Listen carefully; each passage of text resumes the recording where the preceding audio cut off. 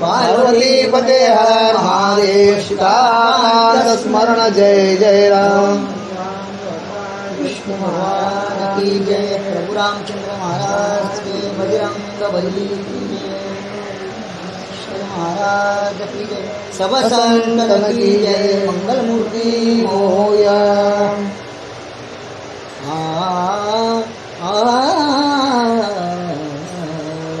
दोहींतील एकची अभिप्राय गुढ परमा लिहिले चातुर्य त्याचा अर्थ करुणी ऋषीवर्य ब्रह्मकुमार सांगत से राम. प्रत्येक माणसाच्या जीवनामध्ये एक सटवी आहे, सटवी ती आपल्या अक्षर लिहित असते आणि त्या अक्षराप्रमाणे माणसाचं जीवनचर्या चालत असतं.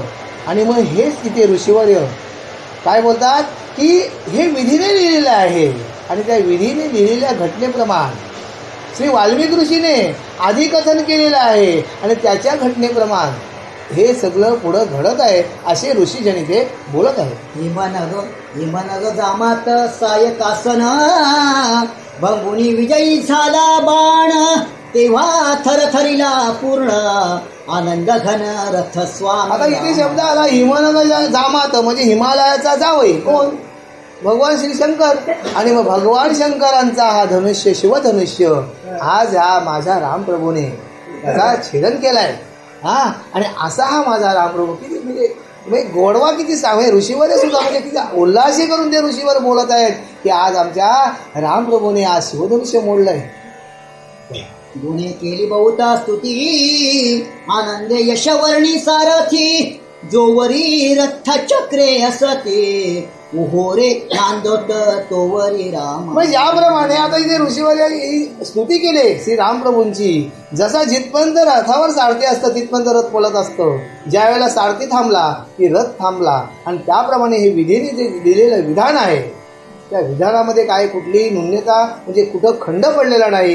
विधानाप्रमाणे ही सर्व सृष्टी चालत आहे आणि त्याप्रमाणे इथे आता रामप्रभूने काय केलंय की शिवधनुष्य तोडलंय. हे विधानाने विधीने लिहिलेलं आहे आणि त्याप्रमाणे पुढे घडत चाललं आणि पुढे आणि ते घडणार आहे.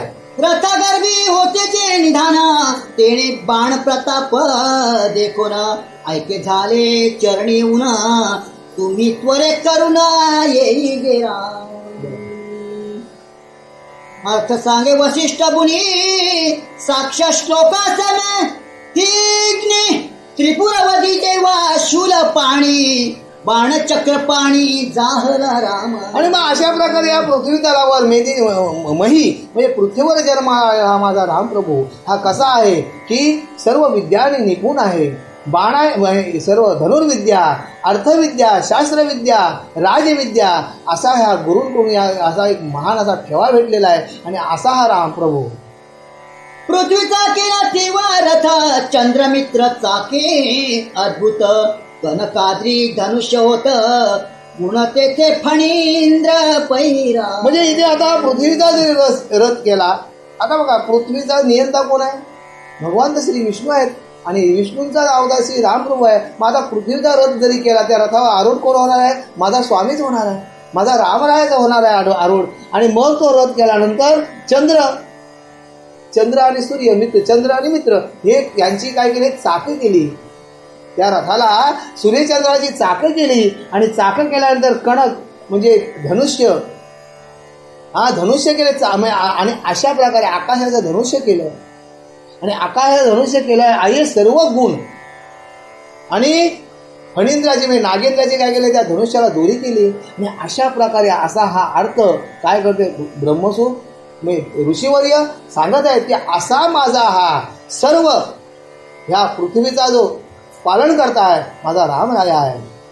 सारथी झाला कमलासन जानकी रथ गर्भींचे रत्न बाणतोची हा रघुनंदन शिवधनुष्य जेने भंगिले. म्हणजे इथे आता भगवान श्री रामप्रभूंना इथे उपमा दिली की अशा प्रकारे म्हणजे पृथ्वीचा मेदिनीचा जरी धनुष्य आपला आकाशाचा धनुष्य केला आहे आणि अशा प्रकारे आणि त्या धनुष्याची रशी कोणी ओढली? श्री रामप्रभूंनी. आणि त्या धनुष्याला मोडलाय कोणी? रामप्रभूंनी. आणि अशा प्रकारे इथे ऋषीवर्य काय रामप्रभूंची स्तुती करत आहे. असा अर्थ सांगे ब्रह्मसूत.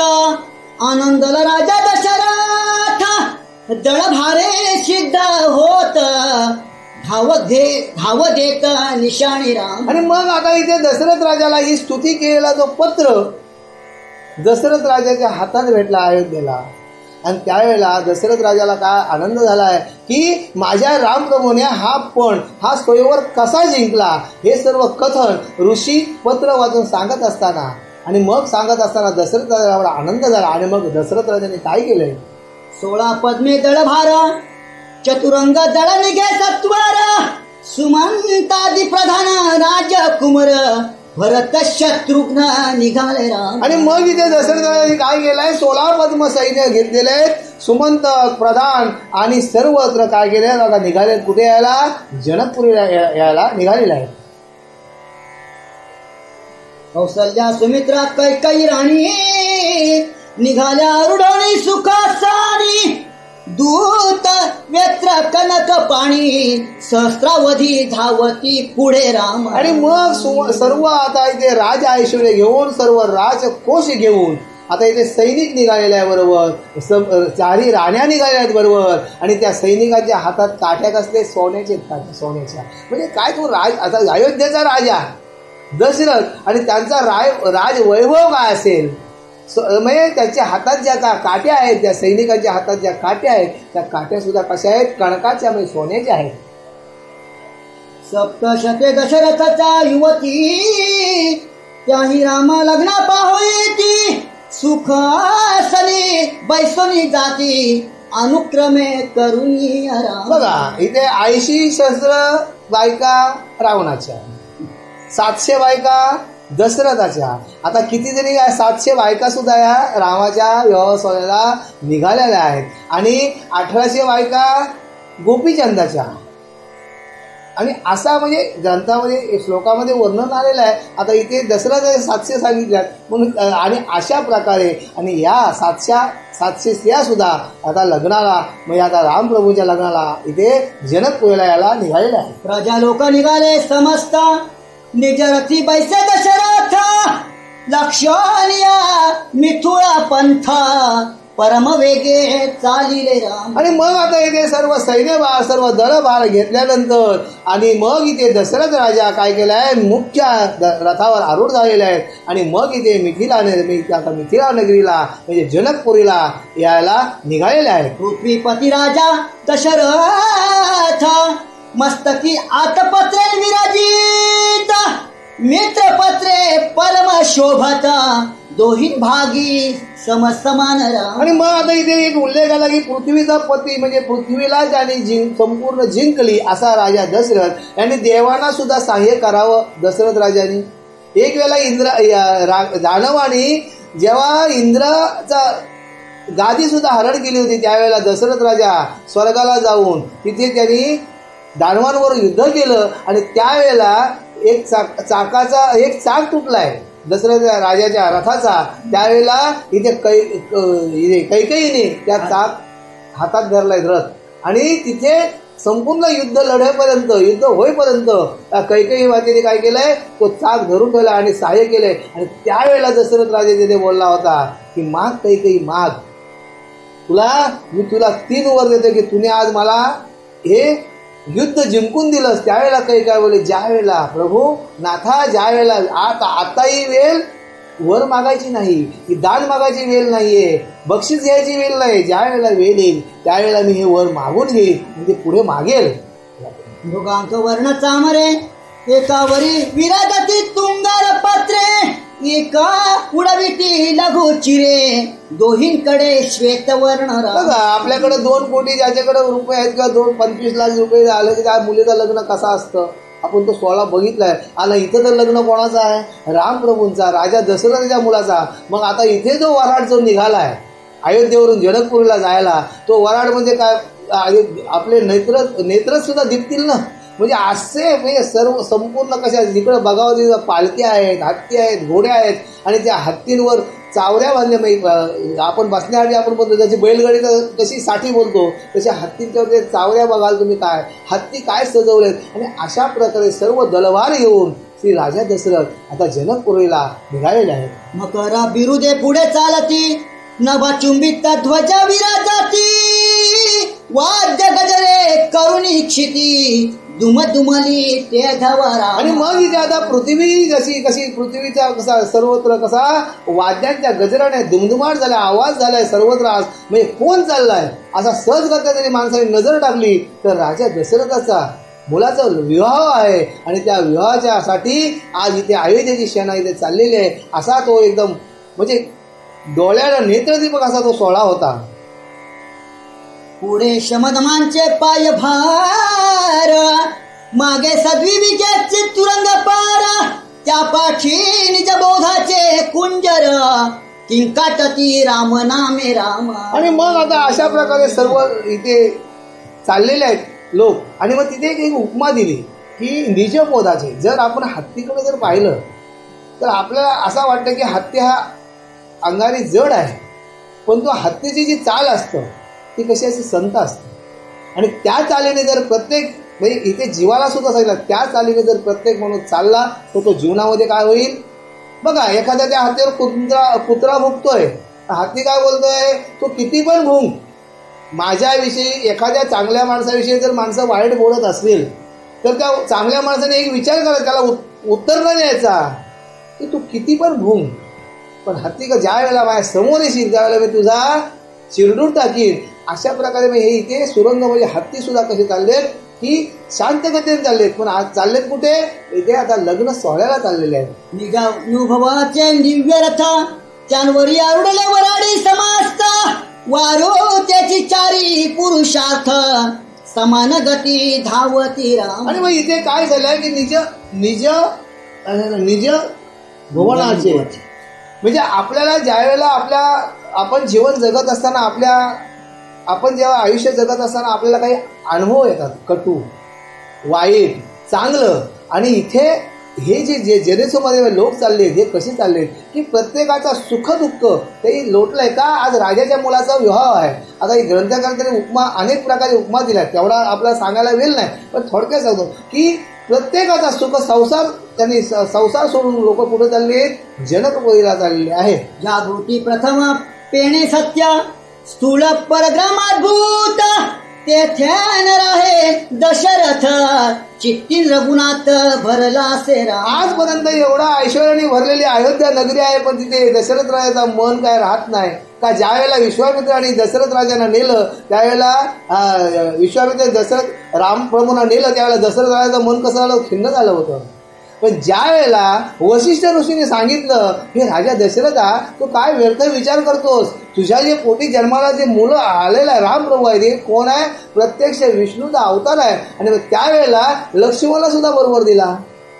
आणि त्यावेळेला ते आता त्या माझ्या मुलाला मी कधी डोळ्यात बघीन. आणि त्याने आता तर माझ्या मुलाने एवढा मोठा पराक्रम केलाय, शिवधनुष्य उचललंय. आणि मग राजा दशरथाला आता ही अयोध्या नगरी काय होते, मिथ्या वाटते, मिथ्या की मी कधी भेटे ना माझ्या मुलाला कधी भेटेन असा दशरथाला झालेला आहे. पुढे स्वप्नावस्था सूक्ष्म नगर, तेथे न राहे अजराज्य कुमार, म्हणे जवळी करावा रघुवीर, आडवस्ती करू नका राम. आणि मग इथे मनाचा विचार सांगला आपला मन कसं आहे बघा. आता आपण इथे अध्याला बसलोय, पण विचार उद्या सकाळी जर पाऊस पडला तर गवना बांधायला जावायला पाहिजे. माणसा मन कसं आहे की त्या मनाच्या पलीकडे विधेयी झाला दशरथ. बघा दशरथ कसा आलाय, विधेयी झालाय, देहभान विसरलाय. कधी मी एकदा माझ्या मुलाला बघतोय, कधी मी माझ्या मुलाला पाहीन असा त्या दशरथ राजाच्या मनात आलाय. सर्वत्र म्हणजे इथे माझा रामप्रभू उभा आहे, इथे माझा श्रीराम उभा आहे असा दशरथाला झालाय. म्हणजे दशरथ सगळा देह भान विसरलाय की कधी मी एकदा माझ्या लल्लाला भेटतोय, माझ्या रामाला भेटतोय. पुढे सुषुप्ती अवस्था कारण पुर, सदा ओसा आणि अंधकार, राम उपासक वराडी थोर, जाती सत्वर पुढेची राम. मग ज्या वेळेला माणसाला भक्ती करता करता माणसाला मुक्त्या भेटतात, सायुज्यता सलोपता अशा मुक्त्या भेटतात. आणि त्या मुक्त्या या दशरथ राजाच्या घरी लोलणी घालत होत्या. म्हणजे बघा सर्व अष्टपैलू माणूस असला, भक्तीने निपुण, धर्माने निपुण, देवांना सहाय्य करणारा हा राजा त्या राजाकडे काय कमी होता हो. मग तिथे अशा सायुज्यता सुलभता मुक्त्या ह्या लोलनी घालत होत्या, पण त्यांचा सुद्धा तिथे दशरथाला धिक्कार वाढत होता. हे ऐश्वर्य माझ्यासाठी काय शून्य आहे, हे काय माझा मला लल्ला कधी दिसतोय असा दशरथाच्या मनात झालेला आहे. मी थोडे बाहेर उपवना तुर्या अवस्था दिव्य ज्ञान, पुढे रघुनाथ प्राप्तीचे चिन्ह राहिले लक्षण तेथे. हा दशरथ त्याच्या लांबूनच बघतोय किती लांब तिला नगरी आहे, कधी जवळ येईल. आपण बघा, जर आपण जर आपल्या नातेवाईकाकडे किंवा मुलाकडे गेलो, सहज करता सांगतो, आपण जर आपला मुलगा जर कुठे मुंबईला राहत असेल, सायन आला काय हो, हा म्हणजे आपल्याला तो लक्ष ठेवा हो, पुढं पटकन पुढं जाशील तुम्ही, हे लक्षात आला. आपण जर मुलाला भेटायला जातो तेव्हा विचार करतो की तिथे दशरथाची अवस्था काय झालंय, की किती लांब आहे मिथिला नगरीने दिसतंय काय, म्हणजे काही क्षण उरलेत आता, म्हणजे मी तिथे पोचतोय कधी आणि मी रामप्रभूंना भेटतोय कधी, अशी दशरथ राहायची अवस्था राहिली. पुढे विराजे विदेह नगर ऐकून येता अनुभव वाद्य गजार, निजा भारेंशी विदेह नृपवर आला सामोरा दशरथ. मग आता पुढे नजर टाकत असताना आपण कसं होतो, लग्न कुठं आहे आपल्याला एखाद्या ठिकाणी माहिती नसतं, मग तिथे आपण त्या स्पीकरच्या आवाजाने जातो की नाही. मग आता इथे काय झालंय, रणतुरे जिथे वाजतात तिथंच काय आहे, जनकाचं घर आहे. आणि मग हे दशरथ राजा अवलोकन करते आणि तेवढ्यात मिथिले नरेश जनक राजा काय केलाय, यांना आलिंगन देण्यासाठी दशरथ राजांना भेटण्यासाठी पुढे आलेले आहे. असो दृष्टी देखतान विदेहन रूप आनंदे उठिला अयोध्याधीप, क्षेमाधी झाले सुख रूप अनुक्रमे सकळी कांसी. आणि मग आता इथे दशरथ राजाच्या दृष्टीला आणि जनकाच्या दृष्टीला कोण एकमेकांची दृष्टी पडल्याबरोबर एकमेकाला काय केलं, तिथे त्यांनी विधेही देहभान विसरलेले होते. इथे जनकाला सुद्धा आनंद झालाय की मला असला जावई भेटलाय. इथे दशरथाला आनंद काय झालाय की माझ्या लल्लाने काय केलंय, शिवधनुष्य केवढा म्हणजे आनंद. म्हणजे असा नाही आपल्याला वाटतो, साधा मुलगा आपला जर परीक्षेला जर पास झाला तर आपला वाटतं माझ्या मला 80% काढलं, आपण गावाला सांगतोय आणि तेवढ्यावर सांगून पुरत नाही तर एक पेढा पण आपण हातावर देतोय की माझ्या मुलाने मार्क काढले. मग आता दशरथाची अवस्था काय झाली असेल, किती म्हणजे विधेयी बघा वर्ण काय विधेयी शब्दाचा आपल्याला अर्थ सुद्धा लावता येत नाही, एवढं म्हणजे ते देहभान झाले, देह विसरलेत की माझा रामप्रभू मला कधी दिसेल. भरत शत्रुघ्न देखो ना म्हणे आमचे सदन होऊन, राम सौमित्र आले रुसोन, जनक संदेही पडिला असे राम. आणि मग दादा इथे भरत आणि शत्रुघ्न काय बोलतात की आमच्यावर रुसून आले ते काय, राम आणि लक्ष्मण आमच्यावर रुसून आम्हाला दोघे जण आले, आम्हाला टाकून आले इथे. हे दोघे ऋषीनी सुद्धा दोघांनाच नेलं होतं, आम्हाला टाकून असे भरत आणि शत्रुघ्न बोलत आहे. दशरथ म्हणे हे शत्रुघ्न भरत आश्चर्य करी मिथुळनाथ, असो समस्त गजरेंशी मिरवत निज मंडपांत आणिले राम. आणि मग इथे आता मिथिलेनं गेला पोचल्यानंतर आता श्रीराम आणि लक्ष्मण यांना दोघांना तर पाहिले होतं जनकाने, आणि त्याच्यानंतर यांनी भरत आणि शत्रुघ्नाला पाहिलं. त्याच्यानंतर त्याला अत्यंत आनंद झाला. का आनंद झाला की याला पण 4 मुले होत्या आणि त्याला अत्यंत आनंद झालाय, ही तुमची 2 मुलं अजून होती, हा असा आनंद झालाय याला जनकाला.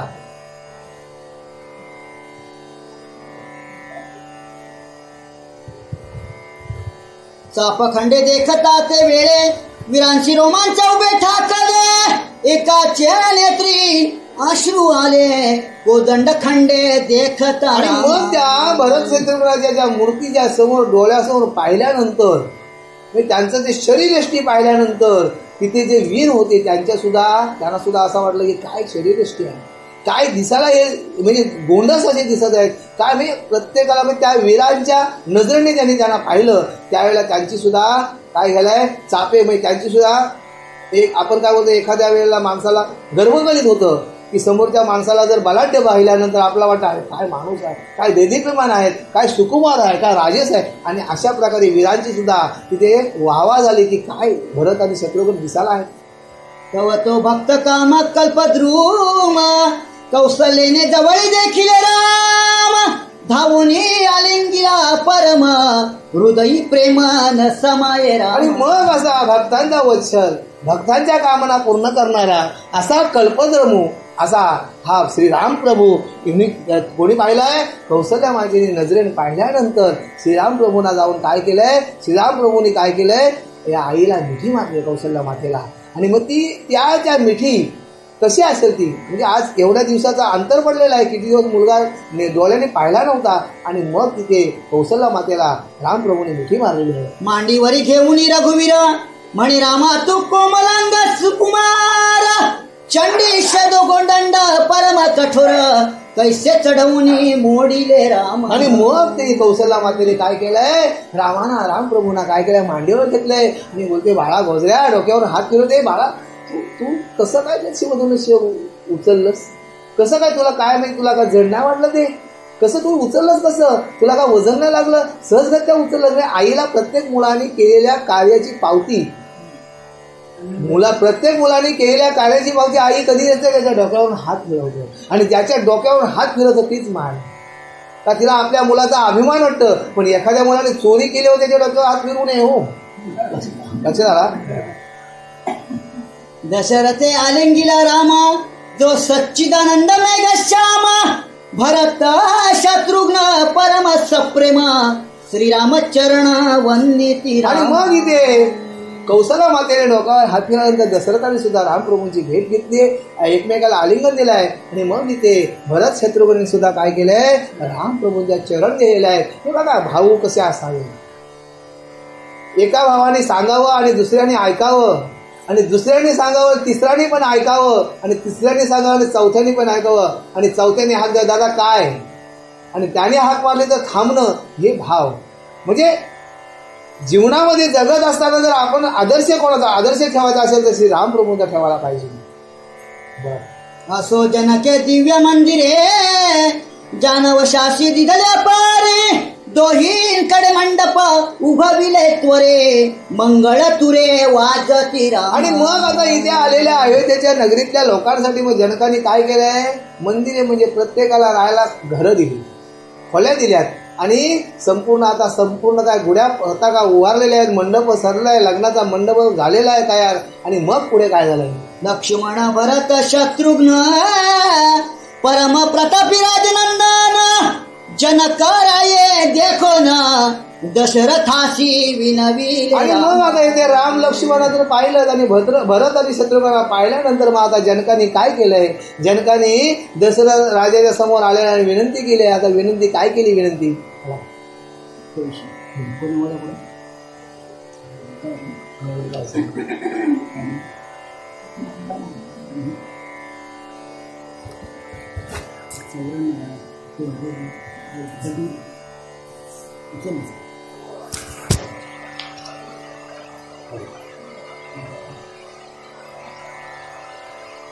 म्हणे जानकी दिदली रघुनंदना उर्मिला देईन लक्ष्मण मांडवी श्रुत कीर्ती बंधू कन्या भरत शत्रुघ्ना देईन मी. आणि मग इथे जनकांनी दशरथासमोर एक निवेदन टाकलंय, मागणी टाकली की आता सीतामाईला तर मी दिली रामप्रभूंना, आता उर्मिला कोणाला द्यायची आहे? लक्ष्मणाला. आणि मग मांडवी आणि कोण आहे?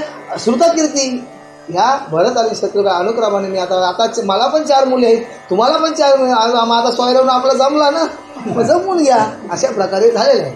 दशरथासी मानला विचारा दिवक प्रतिष्ठा केली सत्वर चौघी कन्यांशी परिकर हरिद्रा लाविली ते धवराम. आणि मग आता या दशरथ राजाला श्री दशरथ राजाला ही आता जनकाची जी मागणी होती ती मान्य झाली. आणि मग काय केलंय? हरिद्रा म्हणजे लावले. आपण कसं ज्या वेळेला मुलगी पाहण्याचा कार्यक्रम करतो त्यावेळेला आपण काय करतो? कुंकू लावून घ्या, म्हणजे पुढं इकडं तिकडं जावाला नको. आणि मग त्याच प्रकारे काय केलंय की आता ह्या मुलींना हळदी लावून हळदी समारंभात म्हणजे हळदी कपाळाला हळदी लावलेली आहे. सीतेची शेष हरिद्रा ते पाठविली रामचंद्र भरत शत्रुघ्न सौमित्रा शेष आले तैसेंची राम. आणि मग इथे सीतेची उष्टी हलत रामप्रभूंना पाठवलेली आहे. आणि त्याप्रमाणे उर्मिलेची उष्टी हलत कोणाला पाठवली? उर्मिलेला पाठवली, लक्ष्मणाला पाठवली. आणि अशा मांडवीची गोष्टी आलं कोणाला पाठवली? भरताला पाठवली. आणि श्रुतकीर्तीची गोष्टी आलं ही शत्रुघ्नाला पाठवली. असो यथाविधी चाहले नहाण नोवरे बैसले चौघे जाण तो जनक वराडीनी घेऊन मूळ आला वरासी राम. आणि मग अशा प्रकारे हे सर्वांना आपण बोलतो नवरा नावला हो नावला चला लवकर लवकर तयारी करा. आणि मग इथे राम लक्ष्मण भरत शत्रुघ्न यांचे सुद्धा आंघोळी झालेल्या आहेत. आणि मग इथे आता जनक काय केलंय? आता इथे शांती क्षमा दया उन्मनी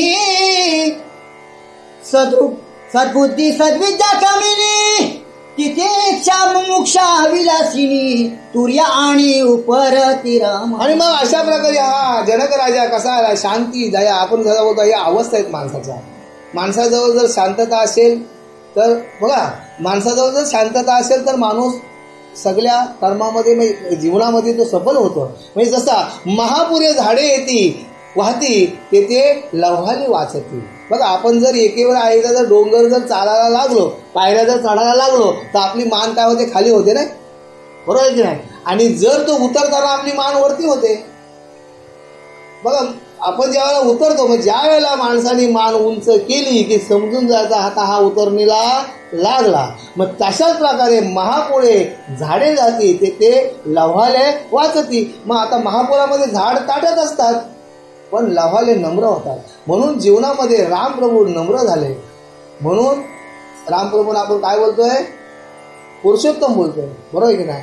आणि अशा प्रकारे इथे जनक राजा सुद्धा काय झालाय? सोयऱ्यांच्या समोर दशरथ राजा समोर काय झालाय? नम्र झालाय. का नम्र झालाय? की माझ्या 4 मुली मी तुमच्या पदरात देतोय. अशा प्रकारे म्हणजे 4ही अवस्थामध्ये गेला जनक राजा. आणि दशरथाच्या पुढं नतमस्तक होतात. की काय नतमस्तक? की सोयऱ्याची तिथे त्यांची एकमेकांची भेट झालेली आहे की माझ्या मुली तुम्ही पदरात घ्या. अशा प्रकारे ते विधी अवस्थेमध्ये गेले. सुरीनता समाधी सद्गती राम सदनी हमिरवाती तो वराडी पातळे निश्ची श्रीरामासी नावया आले ते राम. आणि शांत चित्ताने तिथे काय केलंय? तिथे जे वराडी आहेत ते शांत चित्ताने काय केलंय? आता श्रीरामाना त्या भोल्यावर नेण्यासाठी तिथे आलेले आहेत. आणि मग आता बोध आनंद सद्विवेक ज्ञान वैराग्य परमार्थ देख निष्काम आक्रोध अनुताप चोख रघुनायक विलोकिती राम. बघा इथे रामप्रभूंची जी दृष्टी आहे कशी आहे? बोधरूप आहे, आनंदरूप आहे, लीनता आहे आणि ज्ञान आहे आणि वैराग्य आहे. बघा रामप्रभूंच्याकडे जर आपण पाहिलं तर आपल्याला ज्ञान सुद्धा होते, वैराग्य सुद्धा होते आणि निष्काम कुठल्याच मनाची म्हणजे आसक्ती नाही की मी तुमचा हा काम करतोय तुम्ही मला त्याचा मोबदला द्याल अशी निष्काम म्हणजे मनातून कुठल्याच गोष्टीचा लोभ नाही अशी रामप्रभूंची मूर्त आपण जर बघितली. आणि अशा प्रकारे हा इथे आता नवरदेव सजलेला आहे. जनके पूजोनी चौघेवर तुरंगी बैसविले सत्वार पुढे होत वाद्यांचा गजर गगनी सुरवर पाहती राम. आणि मग इथे आता जनकराजाने काय केलंय? ही तिन्ही वर म्हणजे जावयांचा काय केलंय? पूजन केलंय. आपण बोला नवरा आला वेशी पाशी नवऱ्या नवरी कैसी नेशी म्हणजे असा आपण गाणे आपण मराठी सहज करता येतो. मग राखीने वेश करायचा मान नवरी जिंकून म्हणजे तिथे वेश कधी मी कोण आहे? तिथे जनक आहे. आणि जनकाने काय केलंय? जावयांचं तिथे पूजन केलं. मिरवत आणले 4 जण मणिमय चौरंग समसमान मधुपर कविधी वर पूजन यथा सांग करी नृपनाथ. आणि मग इथे आता काय केलंय? मधुपर्क पूजन करा. आणि आता मधुपर्क पूजन झालेलं आहे. म्हणजे आपण मडके मांडतो ना, मडके 4 लग्नाला 4 मडक्यांच्या माली मांडतो. माणसाला मडके कुठे लागतात? पहिला मडका कधी लागतो आपल्याला? जेव्हा बालक जन्माला येतं तेव्हा त्याची वाढ पुरण्यासाठी. दुसरा मडका आपल्या दुसरा मडकाकडे लागतंय. हे लग्नाला 4 मडकं 4 आयरी हे 4 मडकं तुम्हाला लागलं. त्याच्यानंतर तिसरा मडका कधी? बोम बरोबर ना, स्मशानावर बरोबर आहे. मग अशी ही आपल्याला गाडगी लागतात. 14 गाडगे लागतात जीवनामध्ये. कधी योग आला तर सांगेन 14 गाडी कुठं लागतात ती. पण आता इथे आज एवढी सांगितली. बोला. रघुपतीचे पद सुंदर स्वये प्रक्षाळी मिथुळेश्वर सुमेधा घाली वरी नीर कनकधारी घेऊन तिथल्या लग्नाचा जो सोहळा जर सांगायला गेलो की आपण जर वर्णन करायला गेलो तर आता लग्नामध्ये कसं करवल्यांची दाटीच असतं, पण इथे जनकच जेव्हा विधेय झालं की माझ्या 4 मुलींचं लग्न होतोय आणि मग सगळ्या ज्या तिथल्या ज्या लग्नाच्या ज्या विध्या आहेत त्या एका ऋषी सांगतात आणि त्या पद्धतीने ब्राह्मणांच्या याच्याने ते संपूर्ण विधियुक्त असं ते विवाह सोहळा पुढे संपन्न करत आहेत. वेदांचा निर्मिता रघुनाथ त्यासी घाली ती यज्ञ पवित राये षोडशोपचार युक्त पूजा केली ते धवरा. सांगा, ज्याने वेदांची निर्मिती केली तो कोण आहे? परमात्मा. आणि त्याच परमात्म्याला आज वेदोक्ताचं मंत्र जपून त्यांचा विवाह संपन्न होत आहे. म्हणजे ज्याने वेद निर्माण केलं त्यालाच वेदाने त्याचा, पण का? की तो मानव देह आहे. श्रीराम प्रभू हे मानव देहात आहे, त्याच्यामुळं त्यांच्यामध्ये वेद संस्कार होत आहेत. का होत आहेत? की पण निर्माण कोणी केलं? याच माझ्या रघुरायाने केलं. पण त्यांच्यावर ग्रंथकर्त्याला सुद्धा मनातून हसू येते, उकल्या होतात की बघ, देवांचा देव महादेव, सगळे देवांचा देव महादेव आहे. पण महादेव सुद्धा परवा बोलू, महादेव सुद्धा कोणाची भक्ती करतोय? श्री राम प्रभूची भक्ती करतोय. बोला. घटिका प्रतिष्ठिली अंतरी देशिक सर्वांशी सावध करी म्हणे वाद विवाद शब्द कुसरी ताकोन झडकरी सावध व्हावे राम. आणि मग आता इथे आता घटिका यंत्र म्हणजे घटिका आली, लग्नाची घटिका आली आणि मग लग्नाची घटिका आल्यानंतर ऋषीवर्य काय सांगतात? आता सावध सावधान समयो. बोला.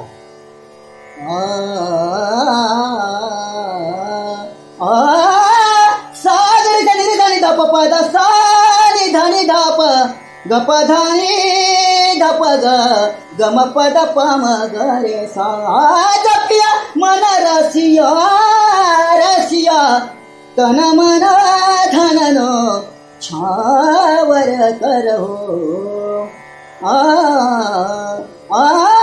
धन्याची दिना धन्याची दिना नरशन झाले संतांचे दर्शन झाले संतांचे. या ठिकाणी प्रभू रामचंद्रांचं सुद्धा चरित्र चालू आहे आणि खरोखरच त्यांचा रथसारथी कोण आहे? तो सुमंत. आणि कैकेयीच्या हट्टापायी आज खऱ्या अर्थानं प्रभू रामचंद्र त्यावेळेला वनवास 14 वर्षाचा भोगण्यासाठी त्या ठिकाणी पोहोचल्यावरती त्यांचा तो सारथी आहे तो सुमंत. सुमंत काय सांगतोय वडिलांना त्याच्या, म्हणजे प्रभू रामचंद्र सुमंताला सांगतात की मला आता पोच केलास, मी आता 14 वर्षाचा वनवास या ठिकाणी भोगणार आहे, तू परत जा. परतच असताना त्या सुमंताला प्रभू रामचंद्र काय सांगतात? शेवटी करिता नम्र प्रणाम, शेवटी करिता नम्र प्रणाम बोलले तू के मज श्रीराम. बोलले की तू के मज श्रीराम. बोलत बोलत ते गही वरले, बोलत बोलत ते गही वरले करुण दृश्य ते अजून न सरले तात चरण ते वंदनीय रे शततीर्थाचे स्थान. बोलले तू के मज श्रीराम. शेवटी करिता नम्र प्रणाम, शेवटी करिता नम्र प्रणाम बोलले तू के मज श्रीराम. आणि आज एकादशी आहे. विठ्ठल विठ्ठल गजरी, विठ्ठल विठ्ठल गजरी अवधी दुमदुमली पंढरी, अवधी दुमदुमली पंढरी, अवधी दुमदुमली पंढरी. होतो नामाचा गजर, होतो नामाचा गजर, दिंड्या पताकांचे भार, दिंड्या पताकांचे भार. अवघी दुमदुमली पंढरी, अवघी दुमदुमली पंढरी. विठ्ठल विठ्ठल गजरी अवघी, विठ्ठल विठ्ठल गजरी अवघी दुमदुमली पंढरी.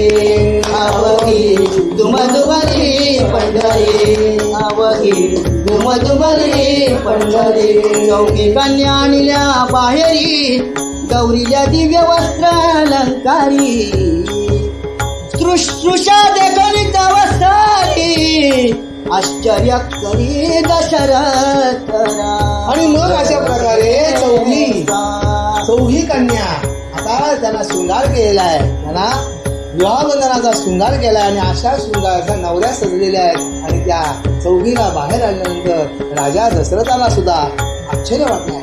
काय दैदिप्यमान ह्या मुली दिसायला कशा सुंदर अशा, ही रंभा ही उर्वशी अशा या सुंदर दिसायला कन्या होत्या. आणि मग पुढे अंतरपट मध्ये धरून तो फिरावयासी विद्वजन सुरस मंगळाष्टके म्हणून सावधान म्हणताती हो स्वस्ती श्री गणनायक गजमुख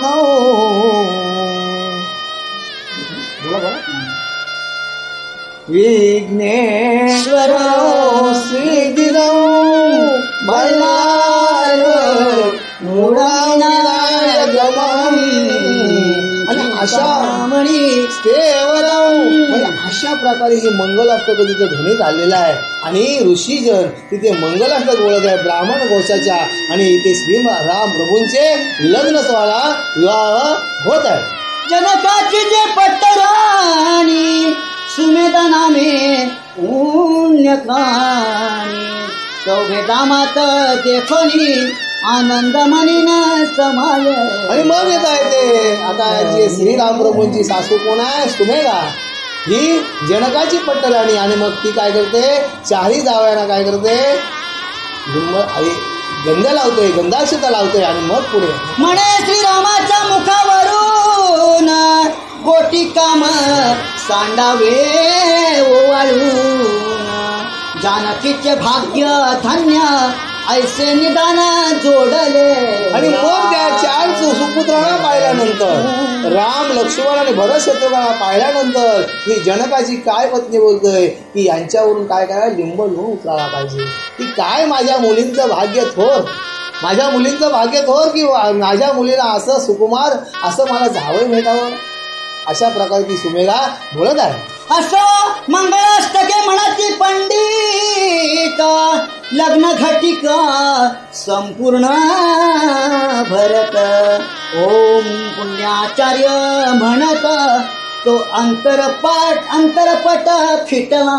आणि अशा प्रकारे आता ग्रंथकर्ता सांगते असो आता इथे मंगलाष्टक मंगल लग्नाची घटिका विधी संपूर्ण संपलेली आहे. आणि अशा प्रकारे तो मंगल अष्टक म्हणताना जो ध्येयला अंतरपाठ आहे आणि तो बाजूला झालेला आहे. आणि मग पुढे मंगळाकार चाप पाणी त्याचे मस्तकी मंगळ भगिनी मंगळाक्षता घालोनी मस्तक चरणी ठेविला. मंगळाचे जे मंगळ रघुरायाचे गुणगान म्हणजे ज्याने आपल्यासाठी मंगलाष्टक तयार केली आणि त्याच्यासाठीच आम्ही मंगलाष्टक गातोय. बघा हे मृत्यू लोकांचा महिमा काय की हे वारंवार प्रत्येकाला आम्ही सांगतो की मृत्यूलोकी व्हावा जन्म आम्हा. कशासाठी जन्म, फक्त एकच माय पितरांची सेवा करण्यासाठी. आणि पित्र कोण, कुलस्वामी कोण आणि देव कोण. हे कुलस्वामी हेच आपले आजोबा पंजोबा आहेत. फक्त आपण त्यांना मल्हारी मार्तंड या नावाने पूजत असतो. फक्त एक आपला श्रद्धास्थान दिला की मी धन्य तू मल्हारी मल्हारी त्रिशूल खड्ग घेऊन करी केली तू जैत्यावरी सारी नाव तुला मल्हारी मल्हारी.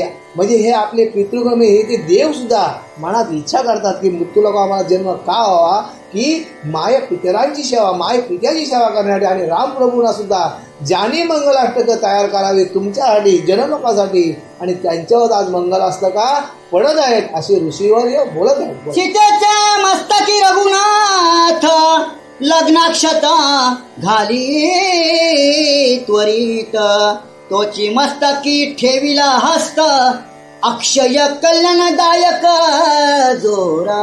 आणि मग अशा प्रकारे आता इथे सीतामाईला काय केलंय, भगवंत श्रीरामाने काय केलंय, कुंकू लावलंय. अखंड सौभाग्य तो भव या उद्देशाचा हा कुंकू लावलाय. म्हणजे आज हा कुंकूचा लेहरा जो आहे की ते त्याच्या पतीचं आयुष्य ते कुंकू वाढवत असतो. पुढं प्रसंग येईलच, सीतामाई कुंकू का लावते हनुमंतराय विचारणार आहेत, पुढे प्रसंग बोलू आपण. म्हणजे इथे हे कुंकू लावलंय आणि तिथे अष्ट म्हणजे अखंड सौभाग्य होते भव असा श्रीरामप्रभूंच्या हातून आशीर्वाद घेत आहे. पुंडलिक वरदा हरी विठ्ठल पार्वती पते हर महादेव कांत स्मरण जय जय राम जय जय रघुवीर समर्थ श्री पंढरीनाथ भगवान की जय राधा कृष्ण भगवान की जय कुलदेवत महाराज की जय बजरंग बली की जय समस्तम की जय मंगलमूर्ती मोरया सदा सर्वदा योग तुझा गणावा तुझे कारणी माझा प्रावा उपेशू नको गुणवंतांचा रघुनायका गणेशाचा कैलासराणा शिवचंद्रमौली गणींद्र माता भूती झाली कारण्य सिंधू भवदुःखारी तुगवीण शंभो मद कोण तारी समर्थ